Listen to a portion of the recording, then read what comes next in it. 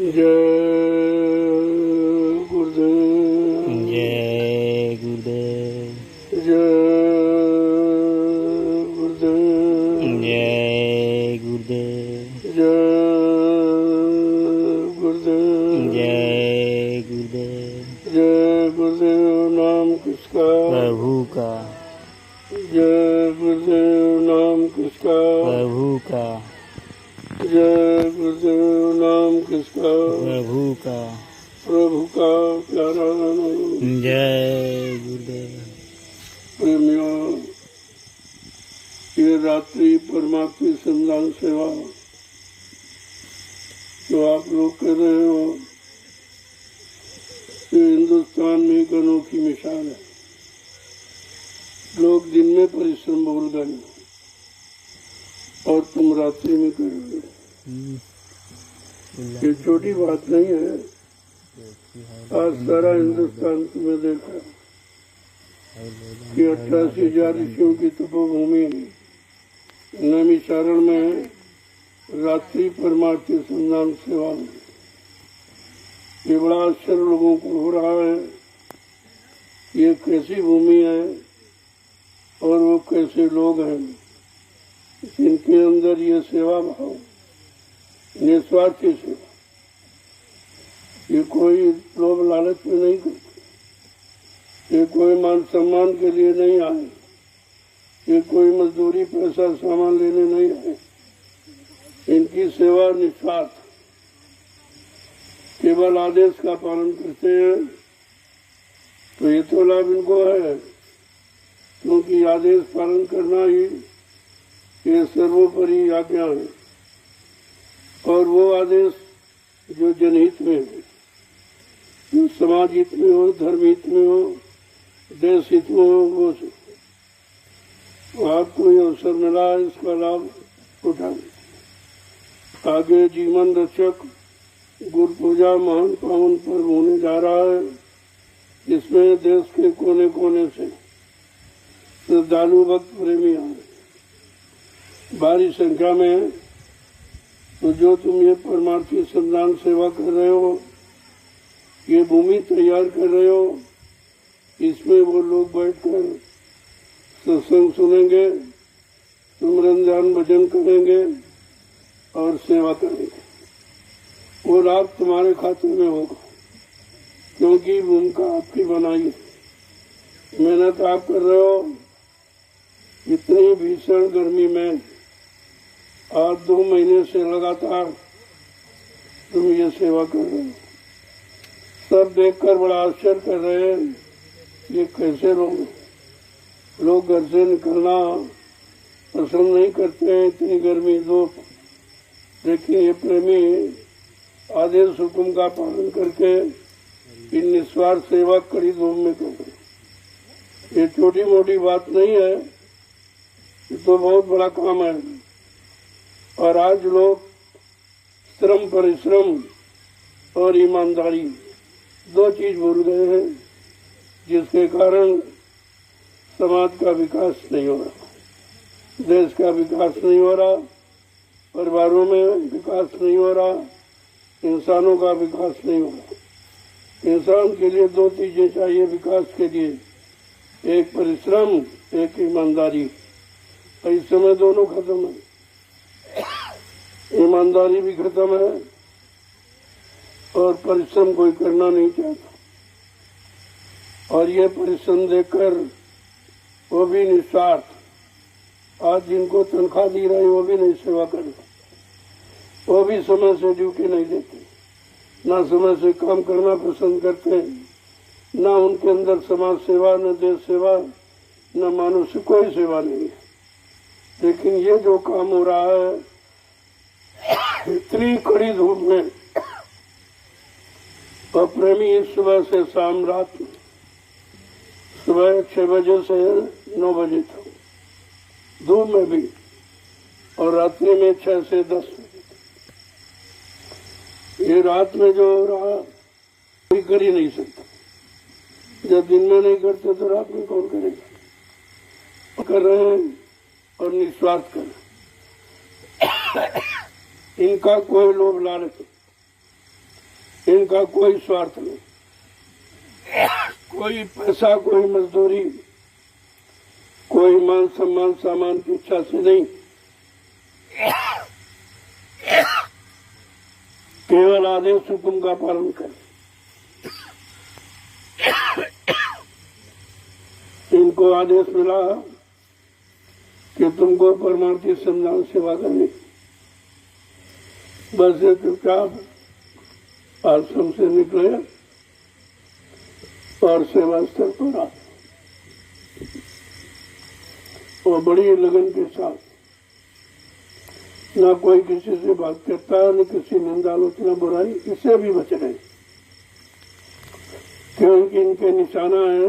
मैंने एक आधार बना दिया कि तुम्हें 100 डलिया डालनी, बस उसी उधेड़ बुन में कि हमारी कितनी हुई, कितनी रह गई, तो ना कोई किसी की बात करता, न किसी की निंदा आलोचना बुराई करता। इससे ये सुरक्षित है। और ये बीमारी इस समय सबसे ज्यादा, ये निंदा आलोचना बुराई, इसकी मतलब यानी ईर्ष्या राग द्वेष की बहुत बड़ी बीमारी। इस बीमारी, इस सेवा ने इस बीमारी से इनको बचा लिया। ये कितना बड़ा काम हो रहा है। जब इस पर विचार करोगे बुद्धि से, तब तुम्हारी समझ में आएगा। हिंदुस्तान में कहीं चलेगा, चाहे कोई धार्मिक संस्था हो, चाहे राजनीतिक, लेकिन ये सेवा भाव किसी में नहीं है। जो 88,000 ऋषियों की तपोभूमि नैमिषारण्य में हो रहा, यही चीज तो लोगों के सामने एक नया परिवर्तन का मिसाल रख रही है कि आगे आने वाला परिवर्तन कैसा होगा, आगे आने वाले लोगों के अंदर भाव विचार कैसे होंगे, उनके अंदर सेवा भाव कैसी होगी, कितनी ईमानदारी होगी, कितनी लगन होगी, ये सब देखने को मिल रहा है और ये दिखाया जा रहा है करके। ये भाषणबाजी प्रवचन यहाँ नहीं होते, यहाँ करके दिखाया जा रहा है। यही भाव अगर देशवासियों के अंदर आ जाए तब देश का विकास संभव है। ये कहने से विकास नहीं होगा, उसके भाव विचार लोगों के अंदर आने चाहिए। भाव विचार कब आए?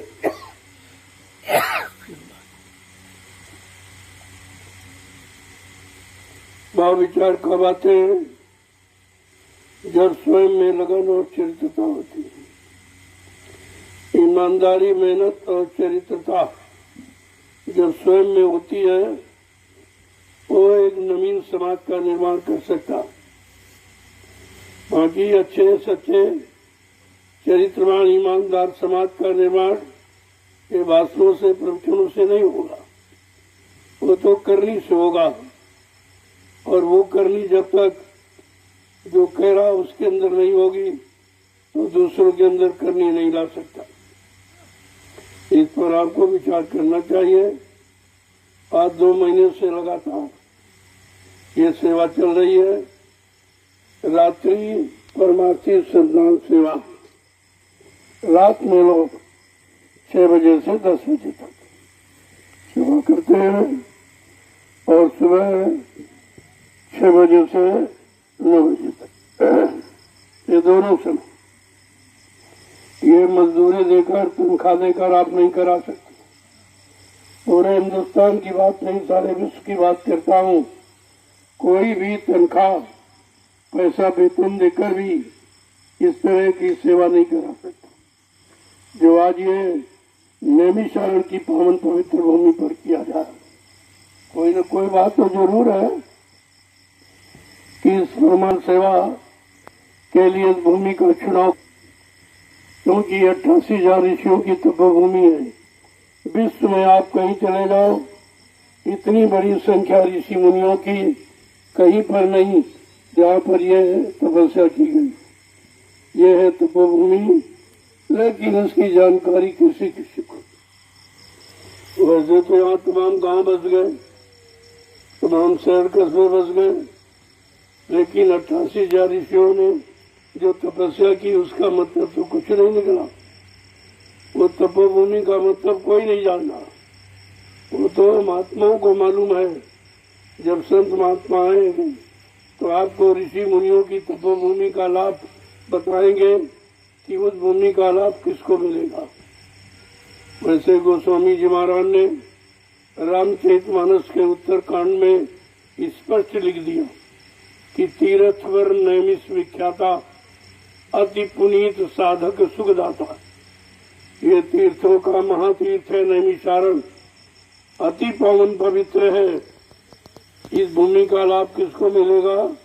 जब इस भूमि पर किसी संत के साधक आएंगे और नाम की साधना करेंगे, उनको इस भूमि का लाभ मिलेगा।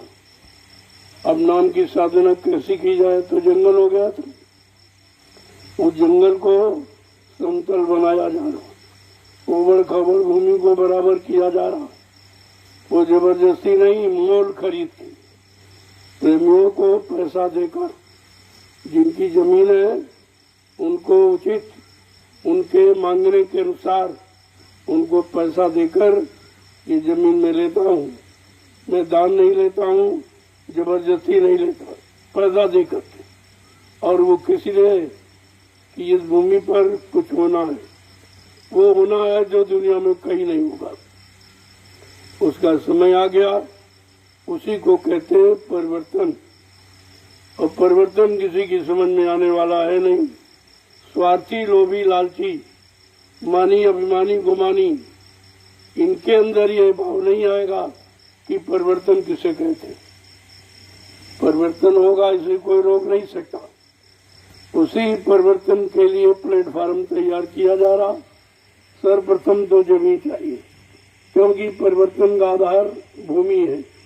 और वो भूमि जो 88,000 ऋषियों के द्वारा तपस्या की गई भूमि, इस पर तपस्या हुई है। इस पर चोरी डकैती का बलात्कार नहीं हुआ। ये तपोभूमि है, इसलिए इसका समय से चुनाव किया गया है और इस भूमि की तैयारी हो रही।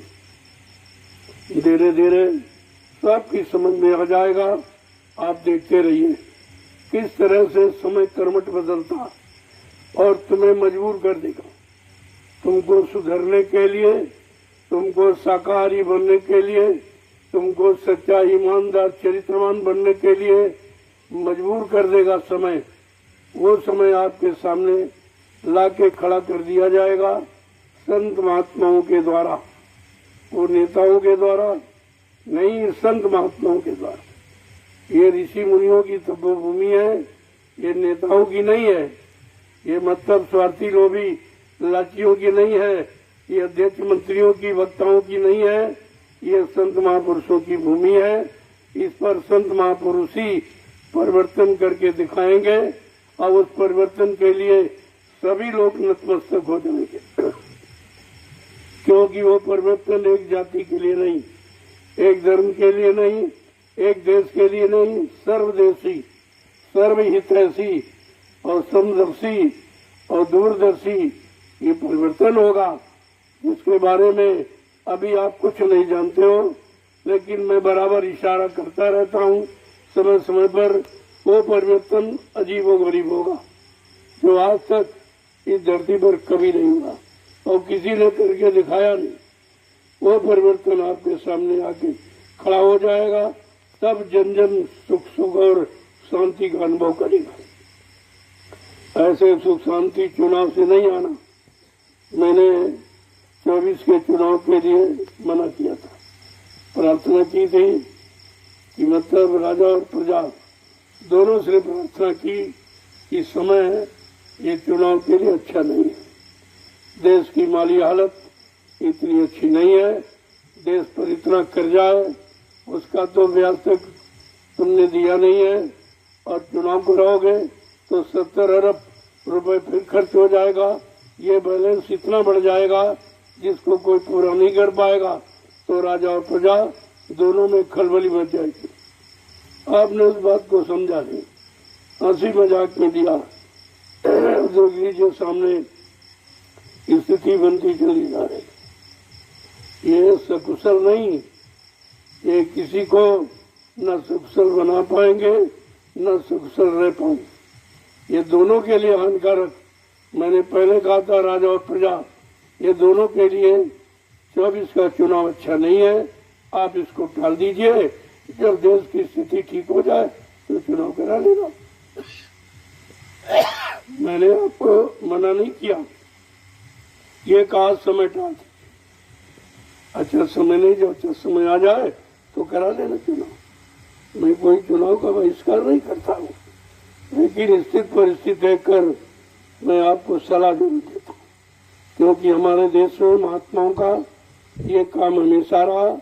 जब राजा प्रजा या देश समाज में कोई आपत्ति मुसीबत आने को हुई तो महात्माओं ने अपने राजा को इशारा किया, संकेत किया कि ये प्रजा का इसमें हित नहीं है। तो राजा ने बात महात्माओं की मानी तो देखो खुशहाल हो गया। अब जो नहीं मानते वो अपना नुकसान कर लेते। तो कहने का मतलब ये है कि महात्मा कोई किसी का नुकसान नहीं चाहते, क्योंकि उनका इस धरती मंडल पर आना किसी काम के हुआ है। तो वो काम क्या है? परमार्थ के कारण साधु धरासरी, परमार्थ समाज देश धर्म हित साधु संत महात्मा आते जाते रहते हैं और देश समाज का कल्याण करते रहते हैं। देश समाज के सगुण शांति के लिए नई दिशा हमेशा बताते रहते हैं। जब मान जाते हैं तो ठीक है, नहीं मानोगे तो आपको भोगना पड़ेगा। इसलिए एक एक बात को बड़े गौर से सुनना चाहिए। मैं 12 वर्ष से लगातार सारे हिंदुस्तान में घूम घूम कर ये संदेश देता हूँ कि अब समय परिवर्तन का। आप लोग कुदरत की मार के पहले अपना सुधार करो, शाकाहारी हो जाओ, सदाचारी हो जाओ, ब्रह्मचारी हो जाओ, सच्चे ईमानदार त्यागी तपस्वी बन जाओ, चरित्रवान बन जाओ, क्योंकि आगे समय परिवर्तन का। ये कूड़ा कचरा नहीं रहेगा, ये गंदे भाव विचार इंसानों के अंदर नहीं रहेंगे। ऐसी वैचारिक क्रांति का परिवर्तन होगा जो हिंदुस्तान के विश्व में कभी नहीं हुआ। लोगों ने इस पर विचार नहीं किया, अपनी दुनियावी सांसारिक भौतिक बुद्धि लगाकर महात्माओं की बात को काट दिया कि नहीं ऐसा कुछ नहीं, ऐसा कुछ नहीं, और वो समय आपके सामने आ गया। देखते जाइए समय कैसे कर्मठ बदलता है और सबको मजबूर कर देगा। समय के आगे आप सब मजबूर हो जाओगे। और वो समय महात्माओं के सिवा किसी को मालूम नहीं। महात्मा जानते हैं, वो दिव्य दृष्टि है, वो त्रिकालदर्शी है, वो बहुत भविष्य वर्तमान के जानकार है। उनको सब दिखाई दे रहा कि आगे समय कैसा आ रहा, कितना खराब आ रहा, किस तरह लोग तबाही में चले जाएंगे, मुसीबत में चले जाएंगे, आपत्तियों में, बीमारी, महामारी, लड़ाई झगड़ा, दैवी प्रकोप, दुर्घटनाओं में, अकाल मौतों में घिर जाएंगे। ये सब समय की जानकारी महात्माओं के पास रहती और इसी से देश के लोगों के लिए आगाह करते रहते। ये समय ठीक नहीं है, आप लोग अपनी जगह पर आ जाओ, क्योंकि ये देश धार्मिक है। धर्म के लिए भगवान राम को रावण से लड़ाई लड़नी पड़ी, धर्म के लिए कृष्ण को महाभारत करना पड़ा। ये धर्म हंसी मजाक भाषण प्रवचनों चुनाव से नहीं आता, ये संघर्ष से आता है। ये इतिहास बता रहा कितना संघर्ष भगवान राम को, भगवान कृष्ण को करना पड़ा, तब ये धार्मिक धरा पर धर्म की स्थापना हुई थी। आज धर्म लोप हो रहा, पूर्णतया लोप हो रहा। किसी के अंदर धार्मिक भाव विचार नहीं है, धार्मिक मर्यादाएं नहीं है, सामाजिक मर्यादाएं नहीं है, पारिवारिक मर्यादा नहीं है, ये सब समाप्त हो चुकी। लिहाजा समय खराब आ गया। खराब समय जब भी आता है तब हर मर्यादा को इंसान भूल जाता। आज आपने सारी मर्यादाओं को तिलांजलि दे रखी। दुख आने का कारण और कुछ नहीं है, दुख कोई नहीं देता है, दुख आपके कर्म तुमको दुख खुद ही देते हैं। सुख और सुख कर्मानुसार आते जाते रहते।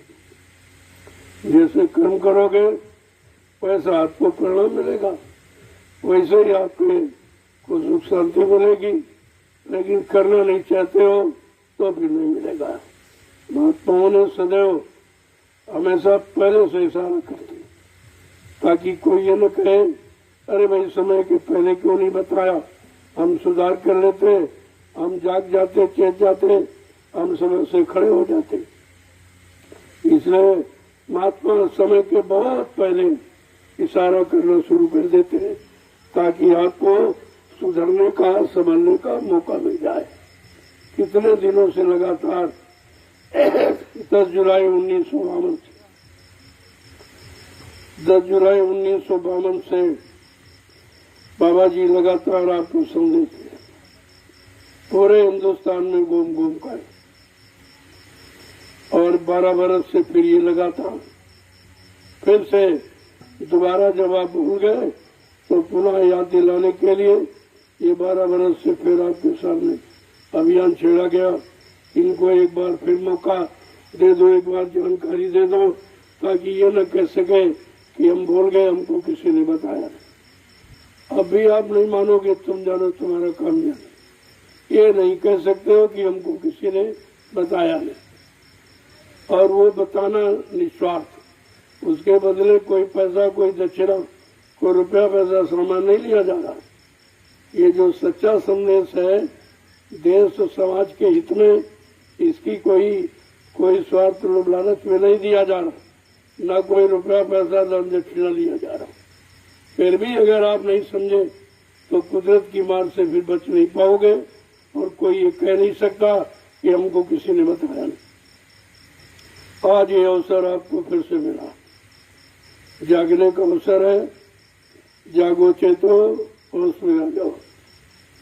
इस जमीन का चुनाव क्यों किया गया? जो जमीन किसी के बस की नहीं, ये जंगल किसी के बस का नहीं, इसको साफ करो।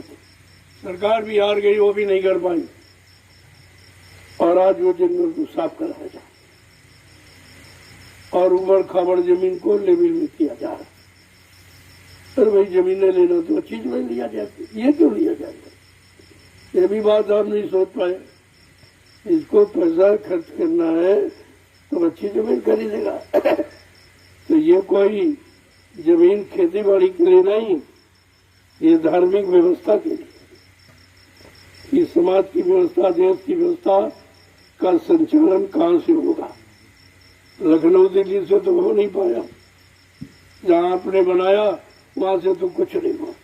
परेशानी, मुसीबत, आपत्ति, लड़ाई झगड़ा, देवी प्रकोप, दुर्घटना, अकाल मौत के सिवा कुछ आपके हाथ नहीं लगा। लखनऊ और दिल्ली से तो कुछ नहीं हुआ। ये पावन पवित्र भूमि से होगा। इस पर भी आपको विचार करना चाहिए। इस भूमि पर किसी की नजर नहीं पड़ी, न किसी प्रधानमंत्री, मुख्यमंत्री की, और न किसी मतलब यानी महात्मा की इस भूमि पर नजर पड़ी नहीं, जो 88,000 ऋषियों की तपोभूमि। इस पर चुनाव होना चाहिए, इसका चुनाव होना चाहिए। इस पर लोगों को आकर के परिश्रम मेहनत करनी चाहिए कि जब भी अच्छा सच्चा काम होगा सबके हितों का, वो इस भूमि से होगा और किसी भूमि से नहीं। तुम कितनी कुछ व्यवस्था बना डालो, लेकिन सुख शांति नहीं, न्याय, सुरक्षा, रोजी रोटी नहीं मिल सकती। तो मैं लिख के दे सकता हूँ आपको, ये कहीं कुछ नहीं होगा। जो होगा इस तपोभूमि से होगा, जिस भूमि का आज चुनाव किया था, और वो भी मुफ्त नहीं, प्रेमियों को पैसा देकर। जिनकी जमीन है उनको उचित पैसा देकर उस पैसे से बाल बच्चों की व्यवस्था भी बना लो, और तुम्हारी जमीन हम धर्म में लगा देंगे, अच्छे काम में लगा देंगे, और वो भी तुम्हारा काम आएगी। जब इस भूमि से सबके हित का और सबके भले का और सबके रोजी रोटी का काम होगा, तो क्या उससे तुम बचाओगे? तुम्हारा भी काम होगा। तो मैं तो पैसे भी दे रहा हूँ और आपका काम भी कर रहा हूँ, दोनों काम कर रहा हूँ। फिर भी अगर समझ में ना आए तो इससे सस्ता और कोई तरीका हो नहीं सकता। इसलिए इस पर आप विचार कीजिए। आज आपको लिए मौका है, कल तुम्हारे यहाँ से मौका निकल जाएगा। दुनिया के लोग इस भूमि पर आ रहे हैं और आएंगे, लेकिन तुम ऐसे रह जाओगे जैसे चिराग के नीचे अंधेरा। चिराग के नीचे अंधेरा वैसे रह जाओगे। अब देख रहे हो 20-25 प्रांतों के लोग यहाँ आ चुके हैं और आएंगे। अब कुछ विदेशी भी आएंगे, लेकिन तुम जैसे के तैसे रह जाओगे।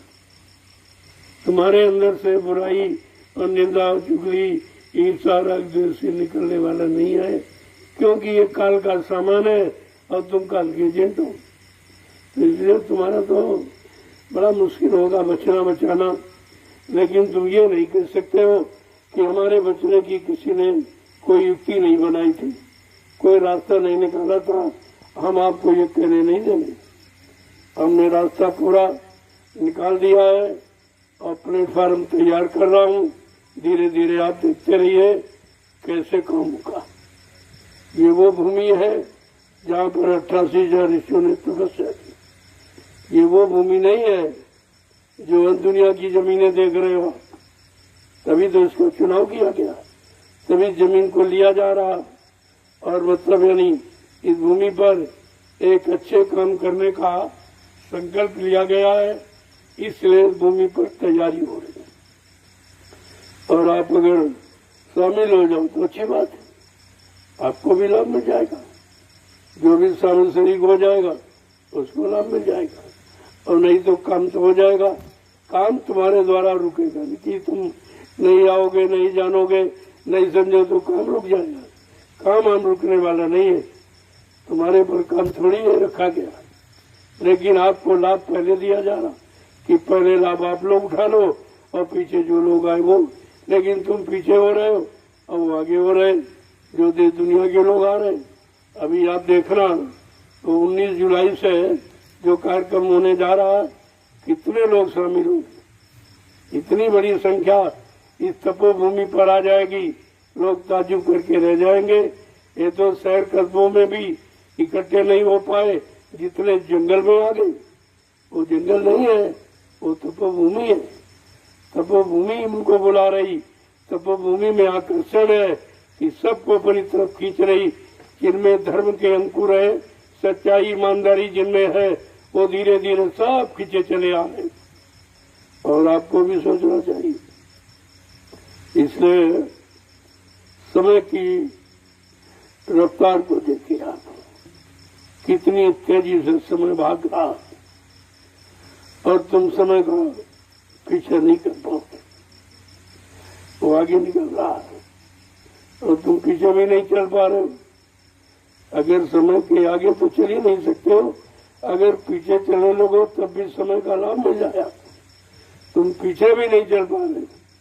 अपने आप को ये देखो तुम कितने बुद्धिमान हो कि समय के पीछे नहीं चल पा रहे।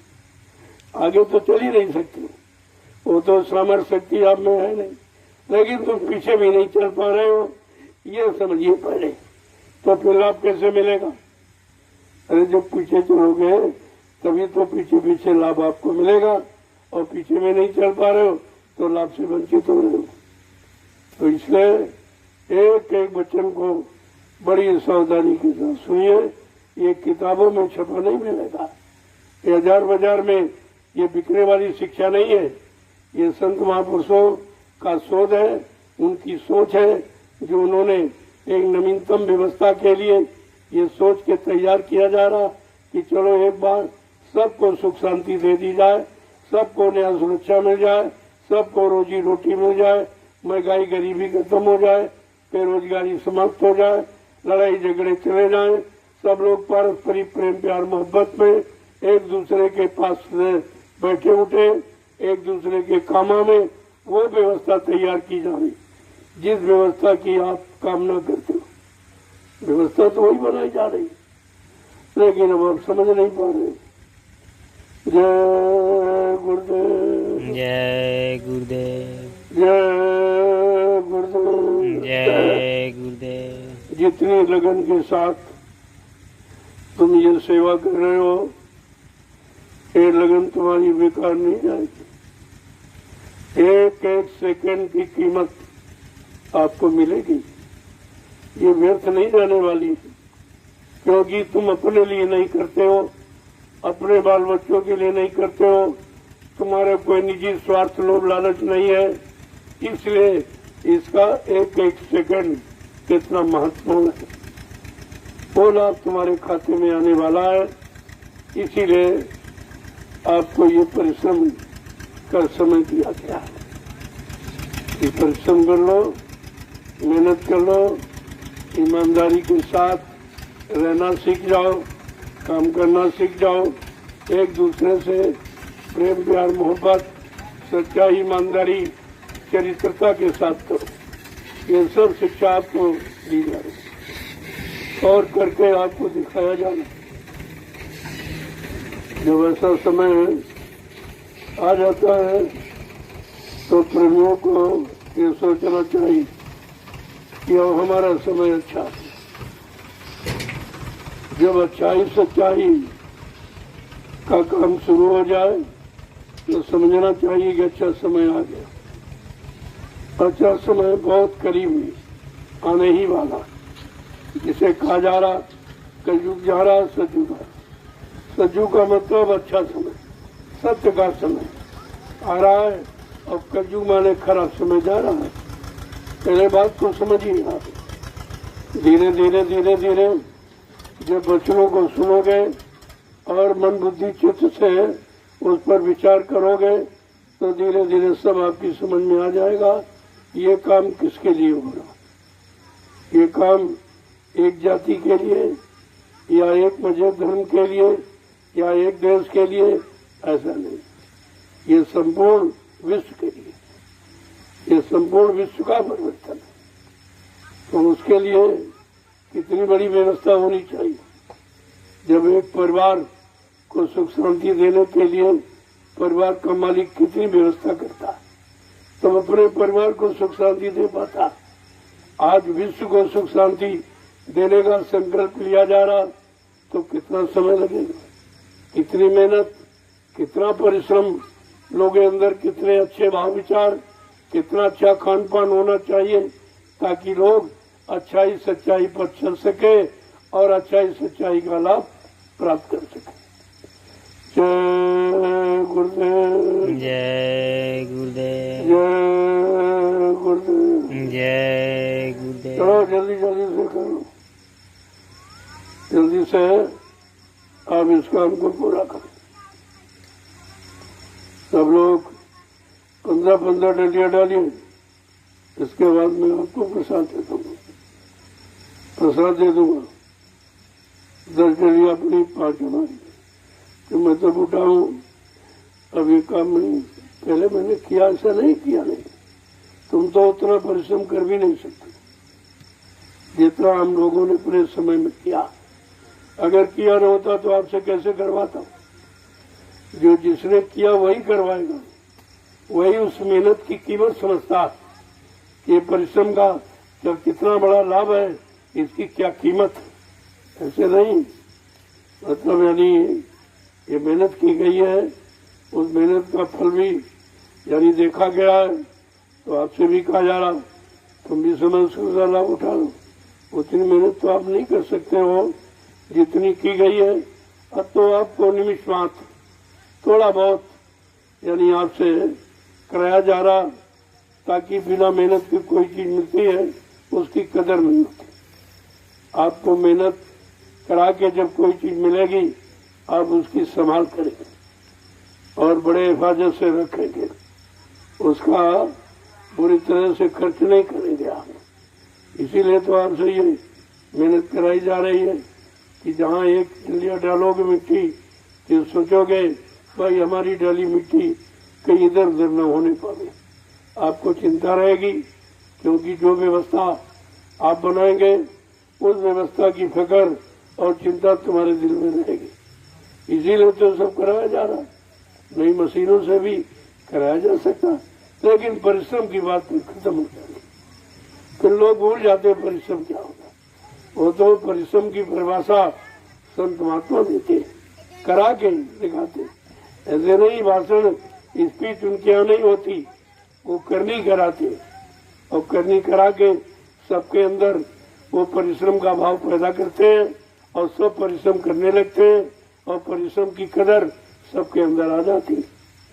जय गुरुदेव, जय गुरुदेव, जय गुरुदेव, जय चलो गुरुदेव। जल्दी से डालो, 15-15 डलियां डालते आओ। जो लोग अभी आए उनको थोड़ा ज्यादा करना चाहिए, क्योंकि इसका लाभ आपको नहीं मालूम। एक डलिया पर एक माला स्वीकार, एक डलिया का लाभ एक माला के बराबर। जो सुमरन ध्यान, जो सुमरन का लाभ मिलता वो देखो कैसे मिला, क्योंकि बस तुम्हारे बस का सुमरन नहीं, तुम्हारा मन साथ नहीं दे रहा, तुम्हारा तन भी साथ नहीं दे रहा, तुम्हारी इंद्रियां भी साथ नहीं दे रही, बुद्धि चित्त भी साथ नहीं दे रही। लिहाजा आपके लिए सरल तरीका ये निकाल दिया गया कि परमार्थी संधान सेवा करके वही लाभ मिल जाएगा जो सुमरन ध्यान भजन से मिलता है। सुमरन ध्यान भजन तो अपने लिए करोगे, वो भी एक तरह का निजी स्वार्थ है, लेकिन जो परमार्थी संधान सेवा कर रहे हो ये परमार्थ है, ये तो उससे भी बहुत बड़ा। जब समझ जाओगे तो आपकी समझ में सब आ जाएगा कि इससे यानी मतलब यानी सरल और कोई तरीका हो ही नहीं सकता। तो इसलिए आप लोग जल्दी से प्राकुलों की रोज होना है, ये रोज चलना है, ये सेवा बराबर चलती रहेगी। नए प्रेमी आते रहेंगे, उनको भी लाभ मिलना चाहिए सेवा का, और तुम्हारा नित्य बढ़ता रहेगा। जो आएंगे उनका तो शुरुआत है और तुम्हारा बढ़ता जाएगा, इतना बढ़ता जाएगा। कितनी मालाएं हो गई रोज गिनो, कितनी मालाएं आपकी हो गई, इतनी माला तो तुम सुमरन करके नहीं कर पाते जितनी ये परमार्थी संधान सेवा से कर रहे हो। ये छोटा मोटा लाभ नहीं है, ये कोई यानी किसी को बता ही नहीं पाया और न ये लाभ किसी ने दे पाया जो आज आपको मिलने जा रहा। जय गुरुदेव, जय। चलो प्रेमियों देर मत करो, देर से आए हो जल्दी जुड़ जाओ, तो ये लाभ भी तुम्हारे हाथ से निकल जाएगा, फिर आपको बचाना पड़ेगा। ये तरह तरह की बीमारियों से आप परेशान तब यहाँ आए हो, तमाम बीमारी लेके आए हो, लड़ाई झगड़े लेके आए हो, मुसीबत आपत्ति लेकर के आए हो, तो वो तुम्हारे सब कैसे खत्म हो उसके लिए ये परमार्थी संधान सेवा रखी गई है। जो भी आपने पाप और बुरा किया वो शरीर से किया, इसलिए शरीर से ये सेवा करा के वो पाप कर्म तुम्हारे उतारे जा रहे हैं। तब बल्कि उतारने का ये और कोई तरीका ही नहीं, भजन के सिवा दूसरा कोई तरीका नहीं। जो भी थोड़ा बहुत भजन करो वो तुम्हारा सुरक्षित बच रहा है, और ये सेवा से तुम्हारे पाप कर्म उतर जाएंगे, तो भजन का भी तुम्हारी पूंजी बच जाए और ये काम भी तुम्हारा हो जाए। ये दोनों तरह का है। जय गुरुदेव, जय गुरुदेव। चलो जल्दी से अभियान पूरा करो।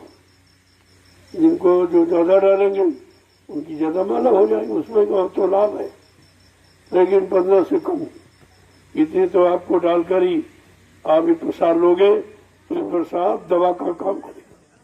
वैसे खाओगे उसका कोई लाभ नहीं, कोई लाभ नहीं। वो भोजन बन जाएगा लेकिन दवा और दुआ नहीं बनेगी।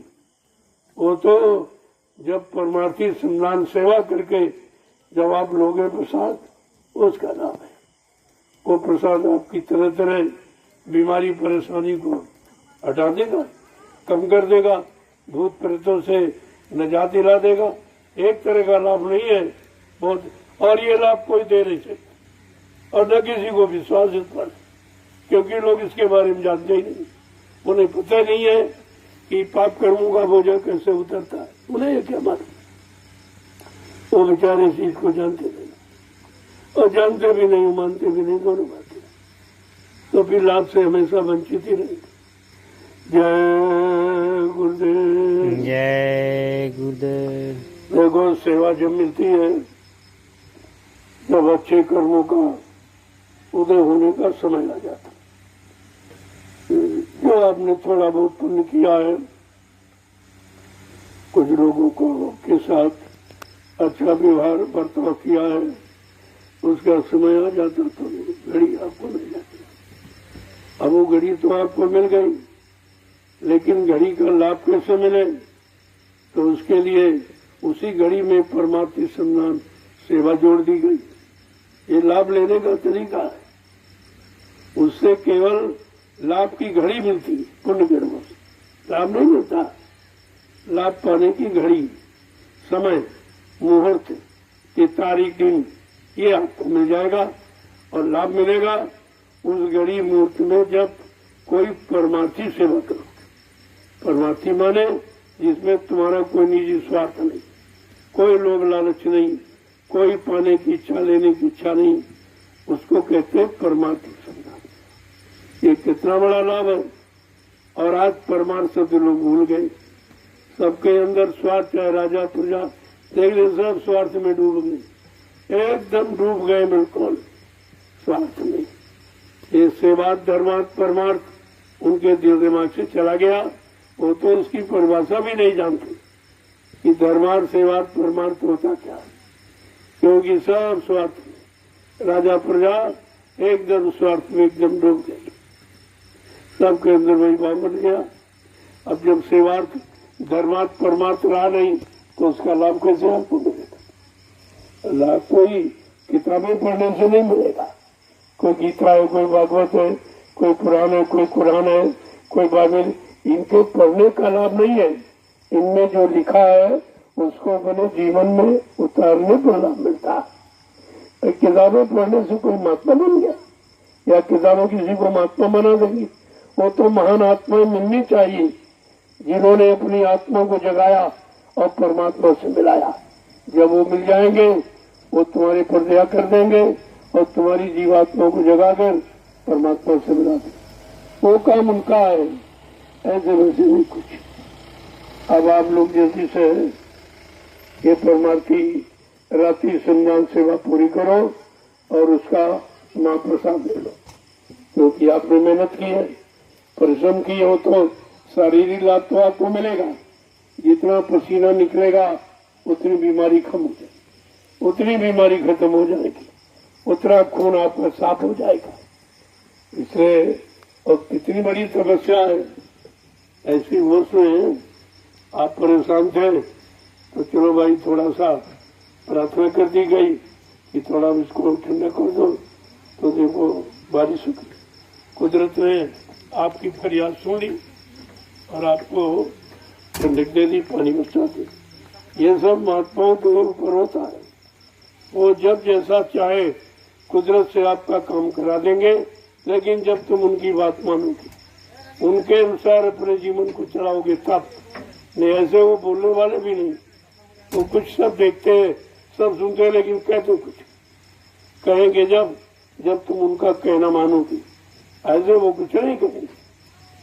जय गुरुदेव, जय गुरुदेव, जय गुरुदेव, जय गुरुदेव। जोर से बोलो, जय गुरुदेव। सब मिल बोलो, जय गुरुदेव। बोलना होगा, जय गुरुदेव। अभी से बोलो, जय गुरुदेव। दुख दर्द हरेंगे, जय गुरुदेव। सब कष्ट मिटेंगे, जय गुरुदेव। सुख शांति भी देंगे। जय गुरुदेव। सबके दाता, सबके मालिक, जय गुरुदेव। प्रेम से बोलो, जय गुरुदेव। ये नाम नहीं इंसान का, ये नाम है प्रभु का, ये काम नहीं इंसान का। ये काम है प्रभु तो का। आप रात्रि परमार्थी संदान सेवा करो, इंसानों की बस की बात। आज इंसान इसको बिल्कुल भूल चुका है। ये किसी की बस की बात नहीं है जो आप कर रहे हो। और भी रात्रि में लोग दिन में परिश्रम नहीं करते। इतनी कड़ी धूप, मस्त गर्मी में कोई नहीं करता और तुम रात दिन दोनों समय करते। ये छोटी मोटी बात। और ये तो को पूरा हिंदुस्तान देख रहा है। ये सीधा प्रसारण हो रहा है, सारे हिंदुस्तान को भेजा जा रहा कि देखो 88,000 ऋषियों की तपोभूमि पर क्या हो रहा, जो विश्व में कहीं नहीं हो रहा। ये काम कहीं नहीं हो रहा जो यहाँ हो रहा है। ये देखिए आप, और आप नहीं देख पाए, लेकिन आपको सब देख रहे हैं कैसे लोग हैं, इनमें गुरुभक्ति कैसी है, गुरु आदेश का पालन करने वाले ये कैसे लोग हैं और किस तरह से अपने आप को निछावर किए हुए और कुछ नहीं देखते, न गर्मी न सर्दी न धूप न बारिश वर्षा न पानी, कुछ नहीं, एक निशाना, एक भरोसे, एक बल, एक आत्मविश्वास, केवल एक निशाना है गुरु आदेश का पालन करना। ये सर्वोपरि जिनकी पूजा करते हो, अगर उन्होंने गुरु आदेश पालन न किया होता तो तुमको कोई नहीं जानता। मर्यादा पुरुषोत्तम भगवान राम, उन्होंने 2 गुरु वशिष्ठ और विश्वामित्र 2 गुरुओं के आदेश का पालन किया, आज उनकी पूजा हो रही है। और संदीपन कृष्ण भगवान के गुरु थे, उनके आदेश का पालन किया, आज उनकी पूजा हो रही। अरे उनको तो गुरु मिला तब उनकी पूजा हो रही, तुम कितने सौभाग्यशाली हो, तुमको समय का सदगुरु मिला, तो तुम्हारी क्या पूजा होगी, तुम्हारा क्या इतिहास होगा, वो तो अनोखा, वो अनोखा इतिहास होगा, एकदम अनोखा इतिहास है उनका, क्योंकि सदगुरु का आदेश किसी ने माना नहीं है। गुरु का आदेश उसका तो इतिहास है, रामकृष्ण ने सबने माना, लेकिन सदगुरु का आदेश आज जो आप मान रहे हो या हम लोग कर रहे हो, ये किसी ने किया नहीं है। जय गुरुदेव, जय गुरुदेव, जय गुरुदेव, जय गुरुदेव। जल्दी से पूरा करो, अपना अभियान पूरा करो, तुम्हारा लक्ष्य निशाना परमार्थी सम्मान सेवा, वो भी रात्रि, ये कोई नहीं करता, संत मत में भी कोई नहीं कर रहा। और काल मत की बात तो छोड़ दो, वहां तो जानते ही नहीं है, लेकिन संत मत में भी लोग ये सेवा नहीं जानते कि ये रात्रि परमार्थी सम्मान सेवा क्या है। दिन में लोग नहीं कर, रात में कौन करेगा। ये भी यानी संत मत के प्रेमियों को एक नई दिशा का ज्ञान कराया जा रहा कि संत मत में क्या होना चाहिए, संत मत किसे कहते हैं, संत मत का लाभ सर्वोपरि है, वो सबको कैसे मिलेगा, उसकी ये भूमिका व्यवस्था तैयार की जा रही है।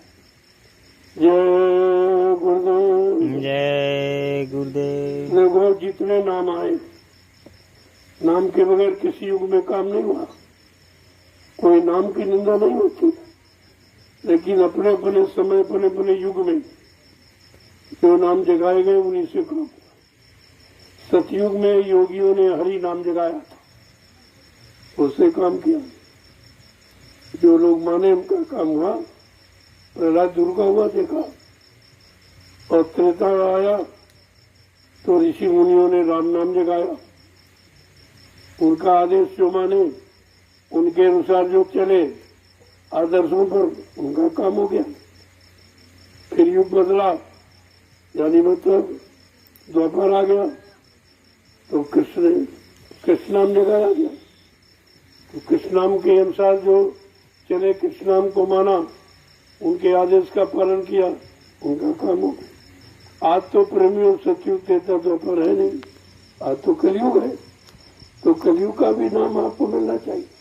जब हर युग की परंपरा है, हर युग का सिद्धांत है कि नाम के द्वारा काम हुआ जीवों का, तो आज कलयुग के जीवों का के लिए भी कलयुग का कोई नाम होना चाहिए, और वो जगाया जाए वो नाम काम करे। एक किताबों से पढ़ लिया या किसी के मुंह से सुन लिया वो काम नहीं करेगा, जगाया जाए। इसीलिए कलयुग के जगाया, जय गुरुदेव नाम के बारे में जो कहा जा रहा वो किसी नाम के बारे में नहीं है।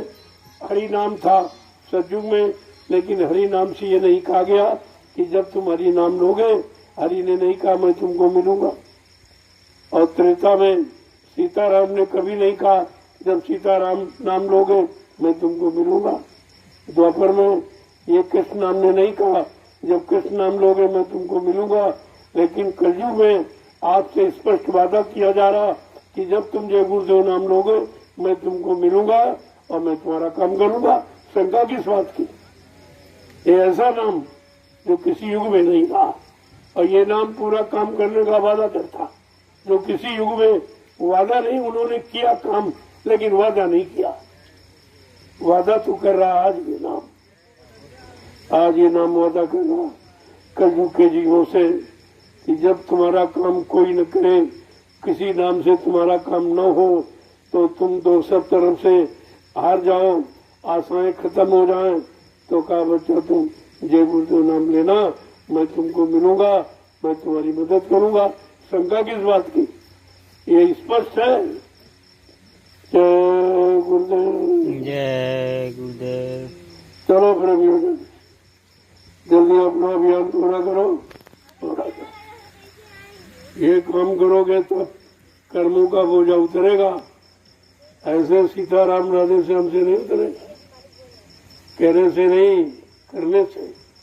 कुछ करो जो शरीर से किया, इस शरीर से मेहनत परिश्रम करो, वो परिश्रम मेहनत जो सबके हित में, अपने हित में, अपने स्वार्थ लोभ लालच के लिए नहीं, सबके लिए, सबका लाभ है। यहाँ जो भी आप कर रहे हैं उसमें सबका लाभ, संपूर्ण जनमानस का लाभ है इसमें।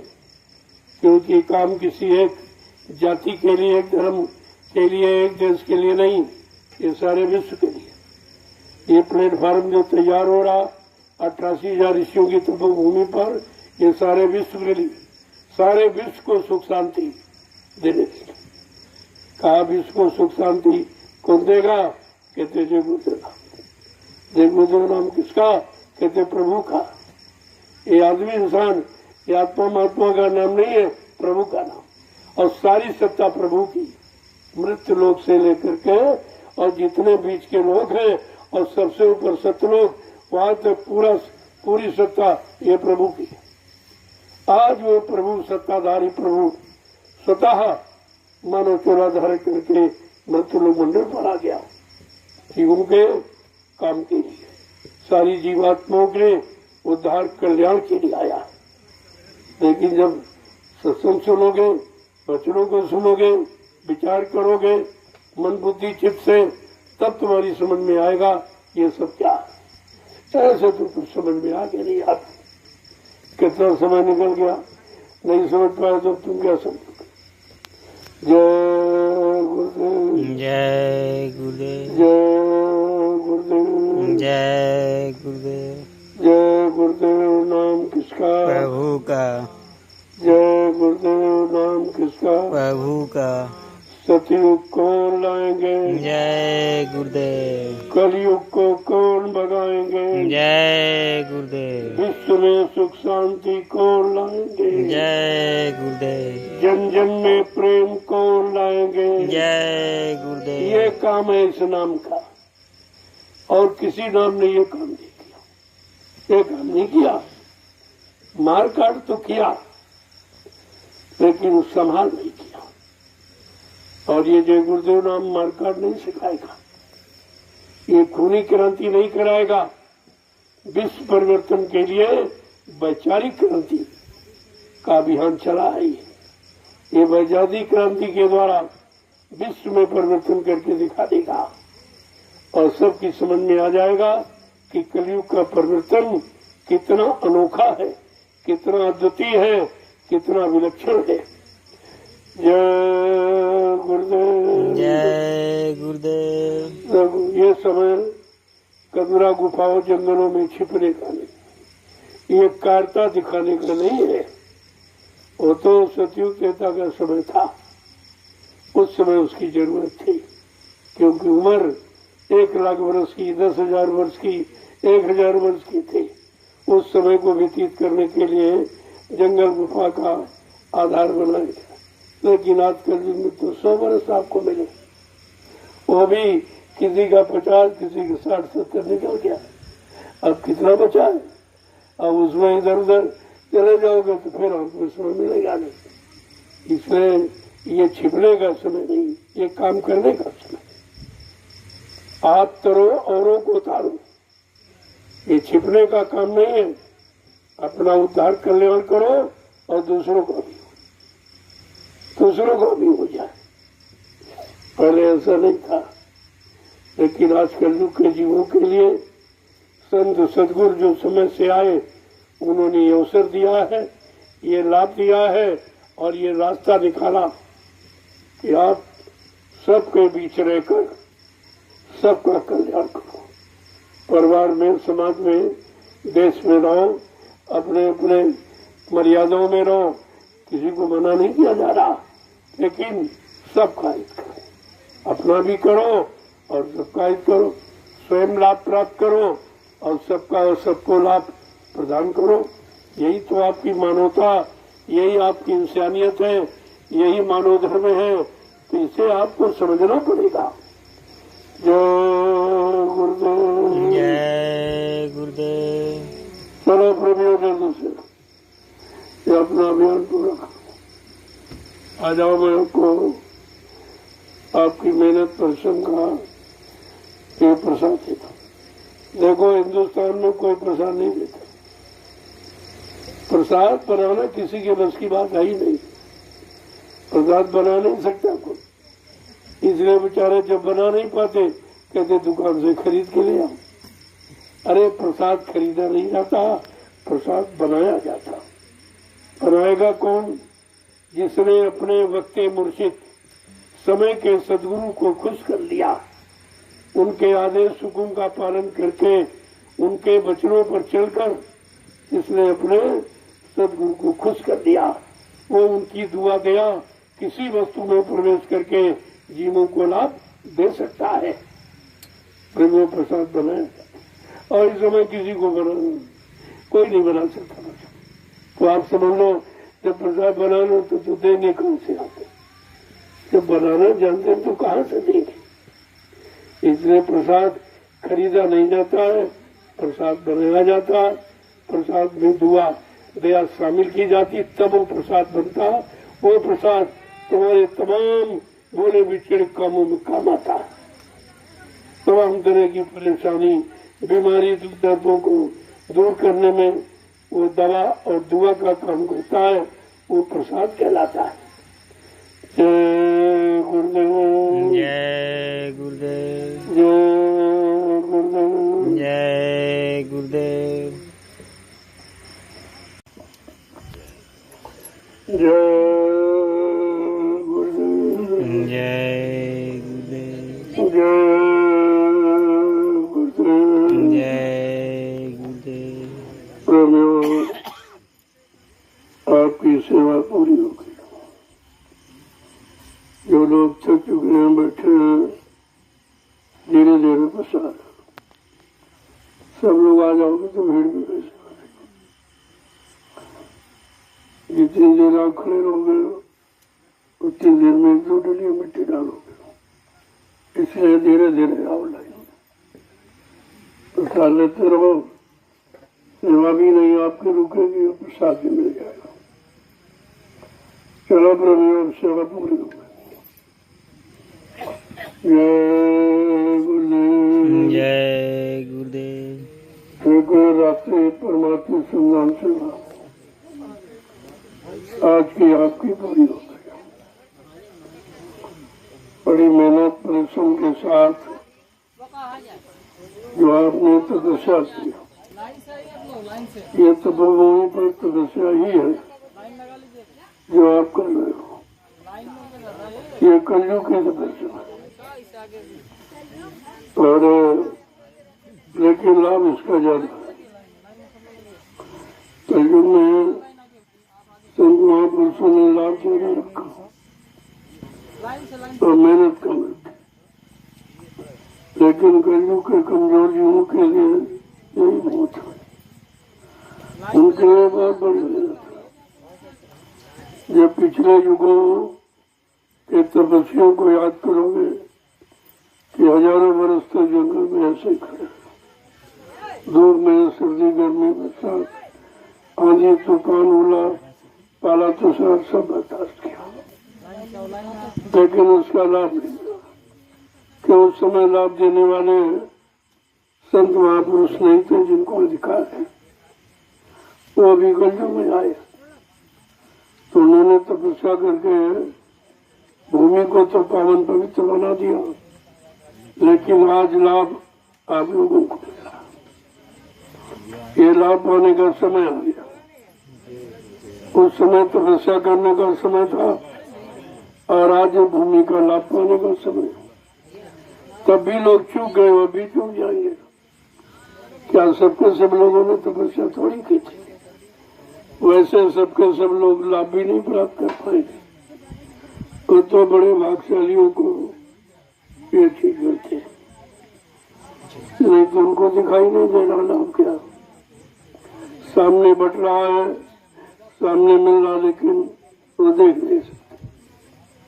उनके इस जग को भयो मोतियाबिंद, जैसे आंखों में मोतियाबिंद होता दिखाई नहीं देता, वैसे इनको ये परमार्थ दिखाई नहीं दे रहा कि जंगल में परमार्थ बट रहा है, लेकिन नहीं लोग ले पाए। इसीलिए कहा कि सबको नहीं मिलता। बड़े बड़े भाग्यशाली जीवों को, जिनके पास करोड़ों जन्मों की तपस्या है, करोड़ों जन्मों की सेवा, करोड़ों जन्मों के पुण्य कर्म है, उनको ये सेवा मिलती, उनको दिखाई देता है कि वास्तव में इस तपोभूमि पर तो तपस्या तो 88,000 ऋषियों ने किया, और तपस्या करके भूमि को पवित्र बना के चले गया। लेकिन आज उस भूमि का लाभ मिलने का समय आ गया। गोस्वामी जी महाराज को इसीलिए याद कराते हुए लिखना पड़ा कि तपोभूमि का लाभ किसको मिलेगा, तो कोई शंका संदेह में न रह जाए। तीर्थवर नैमिष विख्याता अति पुनीत साधक सुखदाता, ये तीर्थों का महातीर्थ, तीर्थों का राजा नैमिषारण्य। और इस भूमि का लाभ किसको मिलेगा?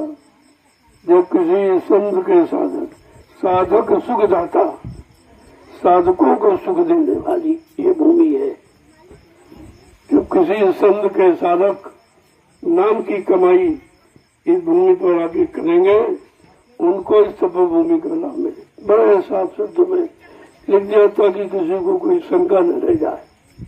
वो पंडा पुजारियों के लिए नहीं लिखा, वो सीधा लिखा साधक सुखदाता, साधकों को सुख प्रदान करने वाली, शांति प्रदान करने वाली, यानी भजन में तरक्की देने वाली, नाम की कमाई में बरकत देने वाली। ये समय आ गया, उस समय का लाभ न तब समझ पाए न हम समझ पा रहे। इतने लाख लोग आए तपस्या करने, तब सबके सब नहीं समझ पाए। और आज उस भूमि का लाभ लेने के लिए कितने लोग आए, कभी नहीं समझ पाए। तो ये तो बड़े भाग्यशालियों को मिलता है, सबको नहीं मिलता। जिनके हक अधिकार में है वो तो पाएंगे, बाकी रह जाएंगे। ये निंदा आलोचना बुराई करके जीवन समाप्त कर देंगे, फिर ये मानव जीवन में नहीं मिलेगा, ये भी बार बार नहीं मिलेगा। ये तो आपको सेवार्थ धर्मार्थ परमार्थ के लिए मिला है। अगर आपने इस तरह खर्च नहीं किया तो दोबारा मालिक आपको देगा नहीं, क्योंकि आपने इस शरीर की कदर नहीं की, इस मानव जीवन की कदर नहीं की, इसकी महिमा नहीं समझी, इसकी गौरव गरिमा नहीं समझी आपने, तो दोबारा नहीं मिलेगा। जय